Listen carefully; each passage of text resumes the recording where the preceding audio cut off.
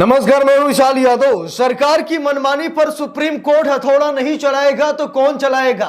सरकार की तानाशाही पर सुप्रीम कोर्ट रोक नहीं लगाएगा तो कौन लगाएगा? देश में कानून का राज सुप्रीम कोर्ट स्थापित नहीं करेगा तो कौन करेगा? दोस्तों, हम सभी लोगों को मालूम है कि सरकारें मनमानी करती हैं, सरकारें तानाशाही करती हैं, सरकारें जनता की पावर का गलत इस्तेमाल करती हैं, जनादेश का बहाना दिखाकर के लोकतंत्र को लूट लेती हैं। सरकारें कुछ ऐसा ही करती हैं। हम लोगों को मालूम है कि प्रधानमंत्री नरेंद्र मोदी ने मुख्य चुनाव आयुक्त और चुनाव आयुक्त की नियुक्ति पर कानून बनाया, जहां पर सीजीआई को ही बाहर कर दिया। यानी कि बार बार ये सुप्रीम कोर्ट से मांग की गई कि मुख्य चुनाव आयुक्त और चुनाव आयुक्त की नियुक्ति में सीजीआई को शामिल किया जाए, लेकिन उसके बावजूद मोदी सरकार सुधर नहीं रही है। और जब एक याचिका सुप्रीम कोर्ट में दायर की गई तो सुप्रीम कोर्ट ने क्या कहा, जरा ध्यान से देखिए। और इस वीडियो को देखने के बाद आप सभी लोग यही कहेंगे कि मोदी द्वारा बनाए गए कानूनों पर सुप्रीम कोर्ट हस्तक्षेप नहीं करना चाहता, जबकि हम सभी लोगों को मालूम है कि सुप्रीम कोर्ट के पास पावर है, अथॉरिटी है। अगर सुप्रीम कोर्ट चाह जाए तो किसी भी कानून को रद्द कर सकता है। ठीक, अगर कानून असंवैधानिक है, कानून संविधान को नहीं पालन कर रहा, तो भाई ऐसे कानूनों को सुप्रीम कोर्ट रद्द कर देता है।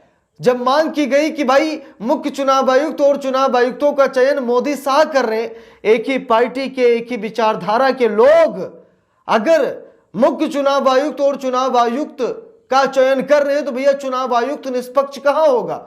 दो लोगों का बहुमत चाहिए, 3 लोग चयन प्रक्रिया में होते हैं। एक मोदी हो गए, अमित शाह हो गए, राहुल गांधी हो गए। राहुल गांधी विरोध भी करेंगे तो उसका कोई मतलब नहीं, क्योंकि 2 की बहुमत चाहिए। मोदी शाह ने बहुमत दे दिया। तो बात यह है कि भाई चुनाव आयोग कहां निष्पक्ष रहेगा? चुनाव आयोग कैसे निष्पक्ष चुनाव कराएगा? जब सरकार के लोग चुनाव आयोग में बैठेंगे तो चुनाव निष्पक्ष कहां होगा? इसी मामले को लेकर सुप्रीम कोर्ट का आज बड़ा फैसला सामने आया है। देखिए, दैनिक भास्कर की रिपोर्ट है और लिखा भी है, सुप्रीम कोर्ट बोला क्या हमारे पास कानून बनवाने का अधिकार? कहा यह संसद का अधिकार, चुनाव आयुक्त की नियुक्ति मामले पर सुनवाई। तो सुप्रीम कोर्ट ने क्या कहा कि क्या कानून बनाने का हमारे पास कोई अधिकार है? क्या हम कानून बनवा सकते हैं? कानून बनवाने का अधिकार हमारे पास नहीं है। कानून बनवाने का अधिकार सिर्फ संसद के पास है। लेकिन संसद से कई कानून ऐसे हैं जो पास होते हैं और उसे सुप्रीम कोर्ट रद्द करता है। साल 2014 में एनजेएसी लेकर आई थी मोदी सरकार, न्यायपालिका पर कब्जा करने आई थी मोदी सरकार। तो सुप्रीम कोर्ट ने क्या कहा कि यह कानून असंवैधानिक है, रद्द कर दिया। चुनावी बॉन्ड योजना को सुप्रीम कोर्ट ने क्या कहा, यह असंवैधानिक है, सुप्रीम कोर्ट ने रद्द कर दिया। तो मुख्य चुनाव आयुक्त और चुनाव आयुक्त के नियुक्ति का जो कानून है यह भी तो असंवैधानिक है, इसे सुप्रीम कोर्ट रद्द क्यों नहीं कर रहा है? देखिए, लिखा भी है, क्या अदालत संसद को नया कानून बनाने का निर्देश दे सकती है? सुप्रीम कोर्ट ने बुधवार को मुख्य चुनाव आयुक्त और चुनाव आयुक्तों की नियुक्ति प्रक्रिया को चुनौती देने वाली याचिका पर सुनवाई करते हुए यह सवाल किया।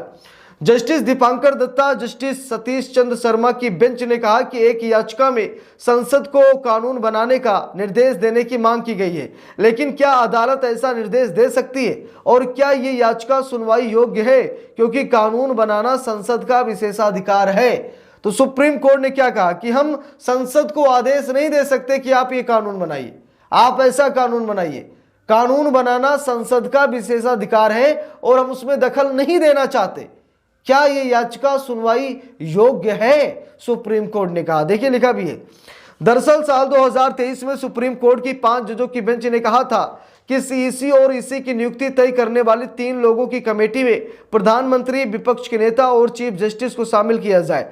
सरकार ने इसके बाद कानून बनाकर कमेटी में चीफ जस्टिस की जगह प्रधानमंत्री द्वारा नामित एक कैबिनेट मंत्री को शामिल कर दिया गया। इस कानून को कांग्रेस नेता जय ठाकुर और एसोसिएशन फॉर डेमोक्रेटिक रिफॉर्म्स यानी एडीआर सहित कई याचिकाकर्ताओं ने चुनौती दी है। उनका कहना है कि चयन समिति से सीजीआई का हटाना नियुक्ति प्रक्रिया की निष्पक्षता को प्रभावित करता है, 100% प्रभावित करता है। इसमें कोई कहने वाली बात नहीं भाई। अभी तक 3 लोग थे, तीनों अलग अलग थे। एक सरकार में है यानी प्रधानमंत्री है, दूसरे नेता विपक्ष हो गए, तीसरे सीजीआई हो गए, यानी 3 लोग और तीनों अलग अलग से। साठ गांठ हो ही नहीं सकती, 2 लोगों की बहुमत चाहिए।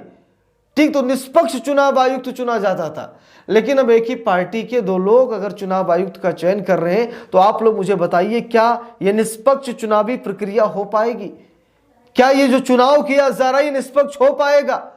बिल्कुल नहीं हो पाएगा। देखिए लिखा भी है, सरकार की दलील खारिज की गई। लिखा है, सोलिसिटर जनरल तुषार मेहता ने सबरीमाला जैसे धार्मिक मुद्दों वाली 9 जजों की बेंच में व्यस्त होने का हवाला देते हुए समय मांगा।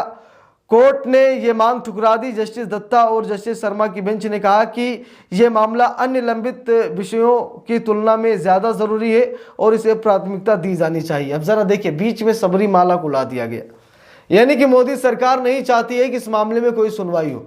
ठीक है, सुनवाई टालने की कोशिश की जा रही है। 2 मार्च 2023 सुप्रीम कोर्ट का फैसला, सिलेक्शन पैनल में सीजीआई को शामिल करना जरूरी है। तो बात यह है कि 2 मार्च 2023 को सुप्रीम कोर्ट का फैसला आया, जहां पर सुप्रीम कोर्ट ने कहा कि सीईसी और ईसी की नियुक्ति प्रक्रिया में सीजीआई का शामिल रहना बहुत जरूरी है। लिखा भी है, 2 मार्च 2023 को मुख्य चुनाव आयुक्त और चुनाव आयुक्तों की नियुक्ति पर सुप्रीम कोर्ट ने आदेश दिया कि चुनाव आयुक्तों की नियुक्ति एक पैनल करेगा, जिसमें प्रधानमंत्री, लोकसभा में नेता प्रतिपक्ष और सीजीआई शामिल होंगे। इससे पहले सिर्फ केंद्र सरकार इनका चयन करती थी। 5 सदस्यीय बेंच ने कहा कि यह कमेटी नामों की सिफारिश राष्ट्रपति को करेगी, इसके बाद राष्ट्रपति मुहर लगाएंगे। सुप्रीम कोर्ट ने अपने आदेश में साफ कहा था कि यह प्रोसेस तब तक लागू रहेगा जब तक संसद चुनाव आयुक्तों की नियुक्ति को लेकर कोई कानून नहीं बना लेती। 21 दिसंबर 2023 संसद के दोनों सदनों में चुनाव आयुक्तों की नियुक्ति से जुड़ा नया बिल पास हो गया था और कारण यह था कि विपक्ष के कई सांसदों को संसद से बाहर कर दिया गया था। आनन फानन में जिस दिन संसद नहीं चलने वाली थी, उस दिन भी संसद को चलाया गया और विपक्ष के नेताओं को नहीं बुलाया गया। कुछ ही लोग थे, बाकी लोगों को निलंबित कर दिया गया था। और मोदी जी ने क्या किया कि इसी का बहाना बनाया और चोरी से यह बिल पास करा लिया। देखिए लिखा भी है, सुप्रीम कोर्ट के फैसले के खिलाफ केंद्र सरकार पिछले साल मानसून सत्र में मुख्य चुनाव आयुक्त और अन्य चुनाव आयुक्तों की नियुक्ति, सेवा शर्तें और अवधि से जुड़ा बिल 2023 लेकर आई।